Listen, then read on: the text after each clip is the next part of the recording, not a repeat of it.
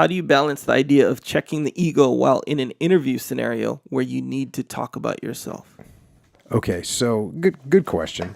I would say in that situation, and that's something that it's not just an interview situation where you're going to need to do that. I mean, you're dealing with your superiors, throughout the course of your career, whatever that may be. You're constantly interacting with people, and you're going to want to make an impression. So I think one of the best ways to do this is, instead of you speaking about why you're so awesome, just state facts of, let's say, accomplishments, and let them speak for themselves. In other words, you wouldn't want to say, I am the best project manager in the entire world. Right? That sounds ego-centric. Instead you'd say, I got this, hey, we had a $38 million project, got it done on time, under budget, ahead of schedule. And when I got done with that one, they moved me to another project that was off track, and we got that one back on schedule and back on track as well. So that's the kind of experience that I've had, and I'd love to bring that here to this company, right? So you're not, there's a hint of, hey, this is what I did, I can get some stuff done. Right. But you're not saying, listen, I'm better than the people you currently have, so you should hire me because I'm the best, because you don't want to do that. So yeah, just think about it, before you go in, what experience that you have represents the good qualities that you have. Mm-hmm. So then you can say, if they say, how are you at meeting timelines? You don't say, I am perfect and I'm never late. I'm dope. You just say, you say, well, as far as meeting timelines, here's a bunch of projects that I got completed on time. The only one that I missed was one that we had to roll back because of whatever. That way you're actually showing a little bit more humility. You're saying, hey, here's what happened. You're being logical about it. And, speaking of that, I actually got a good question that's similar to this one, about what's the best way to interview people to see if they can be in a leadership position. And this is really hard. Because it's really hard to interviews.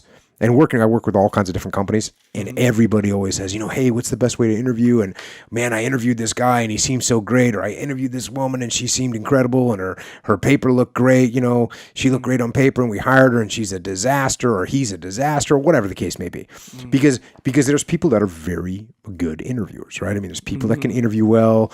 They have the gift of gab. They can BS their way through anything and make themselves sound good. So it can be really hard to identify if someone's is actually going to be fit for a leadership position, or really any position. So one of the things that I always tell people to do is, when you go into when you want to ask interview questions, ask them scenario-based questions and say, okay, here's what's going on. You got these 3 people in your department, and one of the people has come to you and said that they think there might be something illegal going on with the other 2. What actions do you take? And have a scenario built out that you can actually talk through and see where they go and see what their mindset is and see what they're going to develop as a plan and see how they would execute the plan. So it's a great way of figuring out how people think. Yeah. And then, even that's not a guarantee, because there's people that can navigate those type of answers as well. So, one thing you can do is hire people on a little bit of a trial basis. And that can be difficult in some situations where people are walking away from one job into another job, and they're not going to do it on a 90-day trial basis. Right. But when you do have that opportunity, it's a good thing to do as well. But hey, so going back to the first question about keeping your ego in check in an interview, like I said, be confident but not cocky, and let the facts of your experience speak for your abilities rather than beating your own chest. Yeah, so it's almost like, correct me if I'm wrong here. So you essentially, even if you're talking yourself up, you simply state the facts. That's it. You just state the facts. Don't say your opinion about it. No, how you were saying. Just simply state the facts. Yeah. Hey, here's what I did. Right. We turned this project around. We got it on track and on budget, and that's the type of experience that I have in those situations. Right, just like how you're saying, like, even if someone had got like an award to be the best whatever salesman of the year, salesman of the year, the best whatever of the year, and then like to say that in a factual way would be, I was recognized as the best guy in the world, instead of saying I'm the best guy in the world. Here's my award to prove it. So it's like you're saying the fact that you were recognized. Not so much the fact. That's a very good way of doing it. Stick to the facts, right? Just the facts. Just the facts.